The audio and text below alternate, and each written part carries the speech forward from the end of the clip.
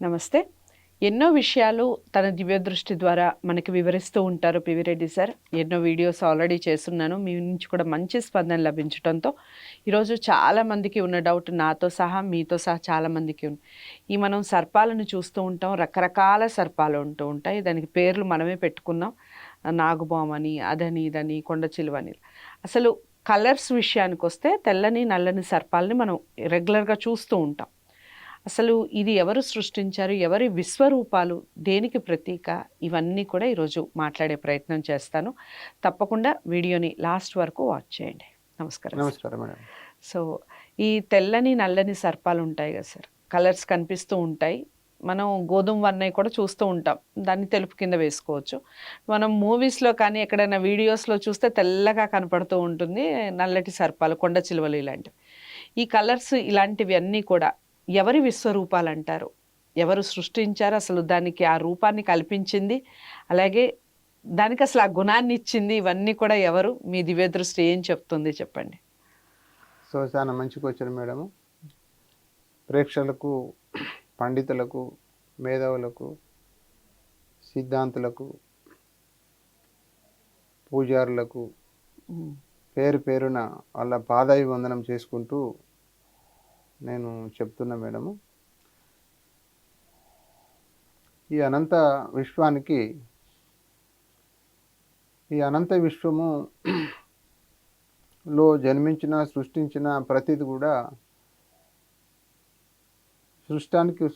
విశ్వానికి సృష్టికర్త ఒకడు మేడం. సృష్టికర్త all in one, one in all. గతంలో చెప్తున్నాను, మళ్ళీ ఇప్పుడు కూడా చెప్తున్నాను. మనము one in all, all in one.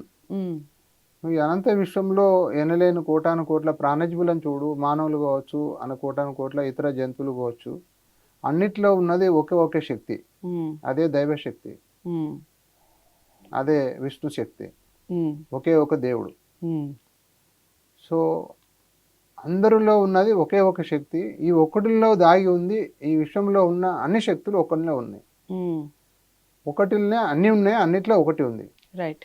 So ఇప్పుడు మీరు అడిగిన క్వశ్చన్ ఏంటంటే, తెల్లని నల్లని సర్పంల విశ్వరూపాలు ఏంటి, ఎవరి అనుగ్రహంతో ఉన్నాయి అన్నది ఒకటి సంకల్పం.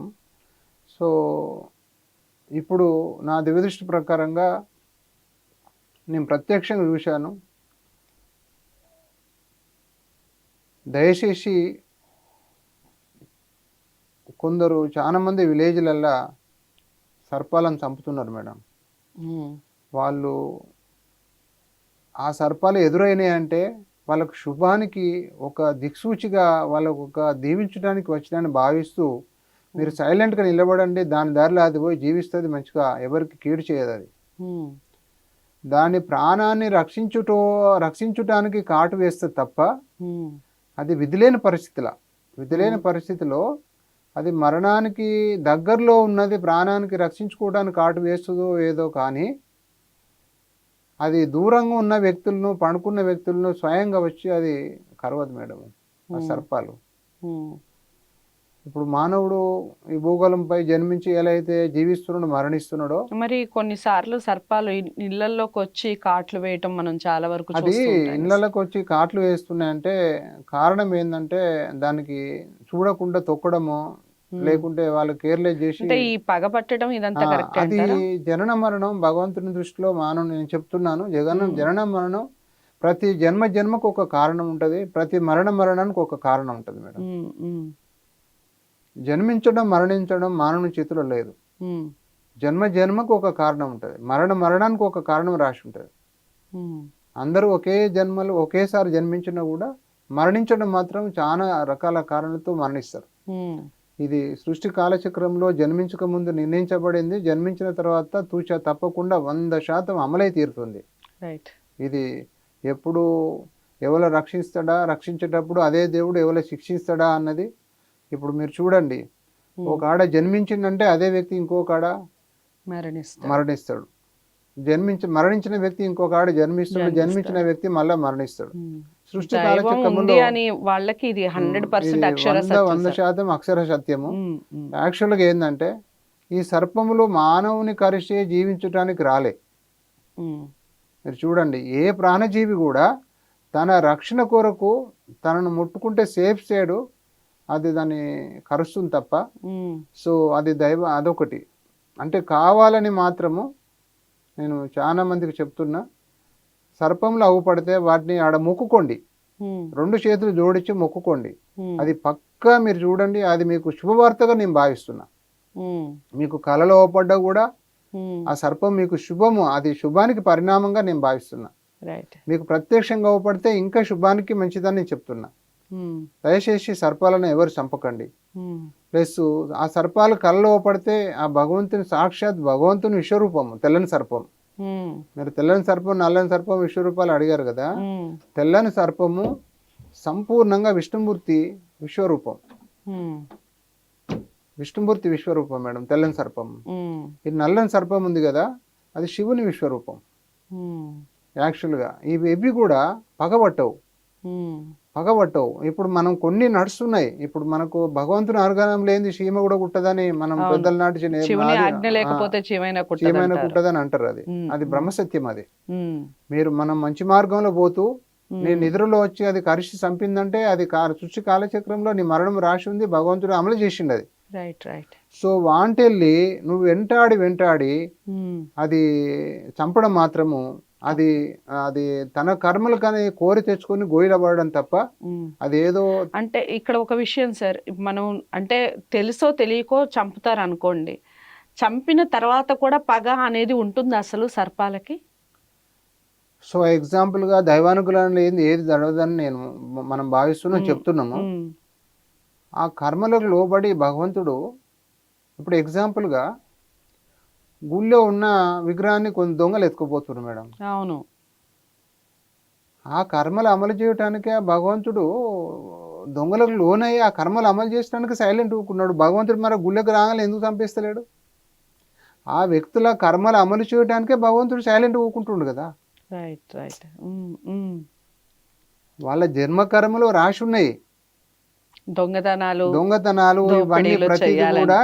ఈ ప్రతీది కూడా మానవుడు చేసే ప్రతీది కూడా సృష్టి కాలచక్రంలో మంచి చెడు బంధించమని నిర్ణయించబడింది. అది మంచి చేసే వాళ్ళు ఉన్నారు, రక్షించే వాళ్ళు ఉన్నారు, శిక్షించే వాళ్ళు ఉన్నారు, చెడుని మంచిని చెడు అనే వాళ్ళు ఉన్నారు. ఇది ఆ భగవంతుడు డబ్బులను సృష్టించిండు. ఇవి డబ్బులను చూసి చెడు చేస్తారా మంచి చేస్తారా, ఎవరు మంచి దారిలో ఎవరు చెడు దారిలో పోతారా అని డబ్బును చూసి రేపు మరణించినా పర్వాలేదు కానీ ఈరోజు దొంగిలిస్తున్నారు. అంటే మానవునికి జన్మించినప్పటి నుంచి మరణించేంత వరకు కొన్ని అగ్ని పరీక్షలు ఉంటాయి, కొన్ని కర్మలు ఉంటాయి. అవి మనం ఏది మంచిది ఏది చెడ్డది అన్నది కూడా ఆ ఆలోచన కూడా కర్మనే. మన యాక్చువల్గా మనలో ఉన్న దైవశక్తి మన ఆత్మ కొందరేమో ఆత్మ విమర్శ చేసుకొని మాట్లాడంటారు కొందరు. ఆత్మ విమర్శ చేసుకొని అంటే నీలో గురువు ఉన్నాడు, నీలో దేవుడు ఉన్నాడు, నువ్వు విమర్శ చేసుకొని నీలో ఉన్న దైవశక్తిని మాట్లాడుకొని మంచి మాట్లాడని కొందరు ఎదుటి వాళ్ళు చెప్తారు. విచక్షణ కోల్పోయి మాట్లాడుతున్నాం అని. అది బ్రహ్మసత్యం. అది బ్రహ్మసత్యం. జన్మించక ముందే మన దేహంలో ఆత్మ పరమాత్మ ఉంటాడు, అదే గురువు స్థానము, అదే దేవుని స్థానం. ఇప్పుడు మీరు చూడండి, ఇప్పుడు మానవుడు పుట్టగానే మానవుడు పసిపిల్లకు పాలిస్తారు, పాలు తీసుకోవాలి, అక్కడ ఎట్టగానే తీసుకుంటారు. అది తనలో ఉన్న ఆత్మశక్తి బోధన లేనిది మనిషి మాట్లాడితేనే ఆ మనిషి గ్రహించాడు. మీరు అదొకటి. కోట్ల ప్రాణజీవులు కూడా భూమిపై రాగానే తన జీవన విధానం వెతుకుంటా ఉంటాయి. అవి తనలో ఉన్న ఆత్మశక్తి దిక్సూచిగా మారుతుంది, తనలో ఉన్న గురువు స్థానంతోనే అది ముందుకు పోతా అంటారు, జీవిస్తూ ఉంటాయి అవి యాక్చువల్గా. అందుకనే కోట్ల ప్రాణజీవులు ఈ భూమిపై మానవుడు ఎలా జన్మించిండో అది అనేక ప్రాణజీవులు కూడా దైవానుగ్రహంతోనే అవి జన్మించినాయి, జీవిస్తున్నాయి. దయచేసి ఏంటంటే ఈ తెల్లని సర్పం మాత్రము ఆ విష్ణుమూర్తి ప్రత్యక్షంగా నేను చూశాను.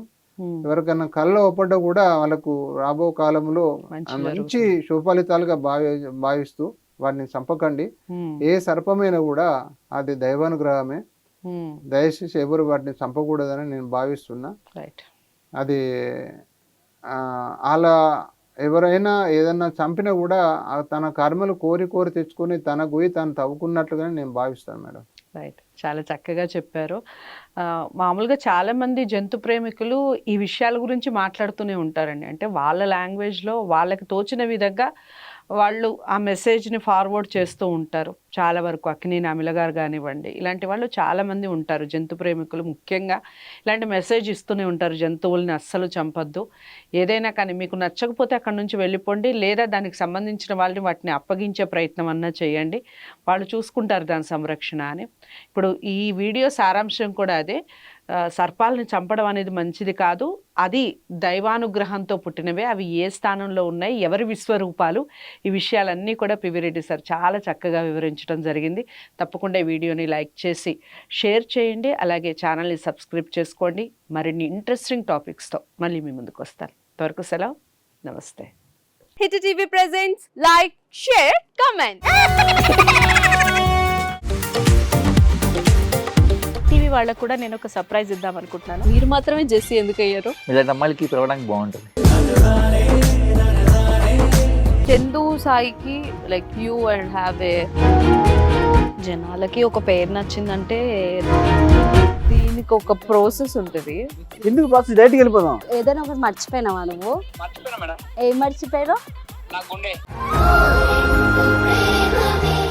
ఏదో ఆ టైంకి మన సుడి బాగుంటే ఎవరన్నా చూపిస్తే రాయగలం కానీ డోర్ టు డోర్ సేల్స్ చేసేవాళ్ళు. శారీ వస్తుంది, శారీలో వెనకాల కట్టుకుని అమ్మా నీ వెన్నెలా